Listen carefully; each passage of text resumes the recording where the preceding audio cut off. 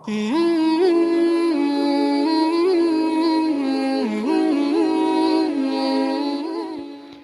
اللہ الرحمن الرحیم۔ شروع کرتا ہوں اللہ تعالیٰ کے نام سے جو بڑا مہربان نہایت رحم والا ہے۔ وَإِذْ أَخَذْنَا مِيثَاقَ بَنِي إِسْرَائِيلَ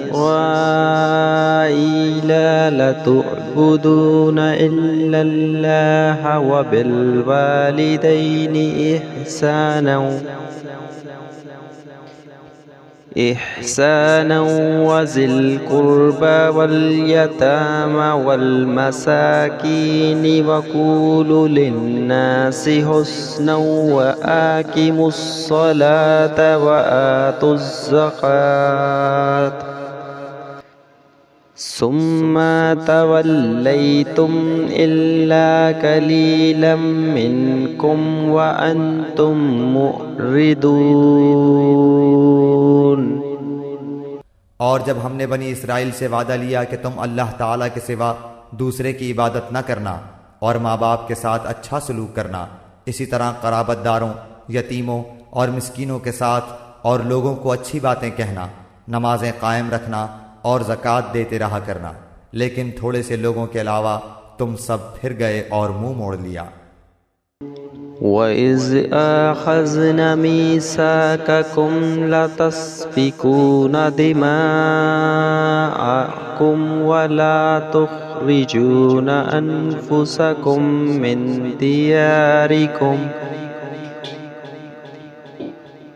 من دياركم ثم أقررتم وأنتم تشهدون۔ اور جب ہم نے تم سے وعدہ لیا کہ آپس میں خون نہ بہانا، قتل نہ کرنا اور آپس والوں کو جلا وطن نہ کرنا، تم نے اقرار کیا اور تم اس کے شاہد بنے۔ ثم أنتم هؤلاء تقتلون أنفسكم وتخرجون فريقا منكم من ديارهم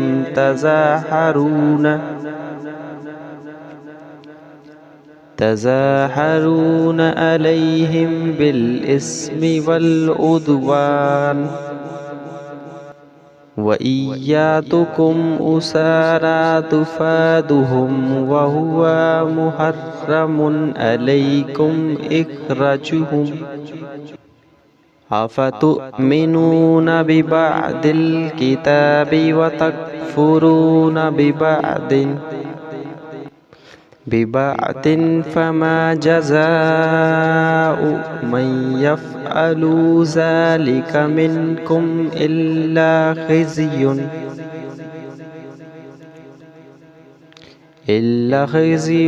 فِي الْحَيَاةِ الدُّنْيَا وَيَوْمَ الْقِيَامَةِ يُرَدُّونَ إِلَى أَشَدِّ الْعَذَابِ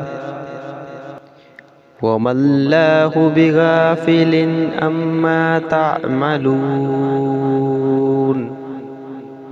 لیکن پھر بھی تم نے آپس میں قتل کیا اور آپس کے ایک فرقے کو جلا وطن بھی کیا، اور گناہ اور زیادتی کے کاموں میں ان کے خلاف دوسرے کی طرفداری کی۔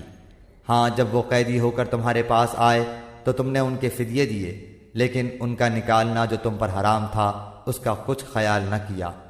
کیا بعض احکام پر ایمان رکھتے ہو اور بعض کے ساتھ کفر کرتے ہو؟ تم میں سے جو بھی ایسا کرے اس کی سزا اس کے سوا کیا ہو کہ دنیا میں رسوائی اور قیامت کے دن سخت عذاب کی مار، اور اللہ تعالیٰ تمہارے اعمال سے بے خبر نہیں۔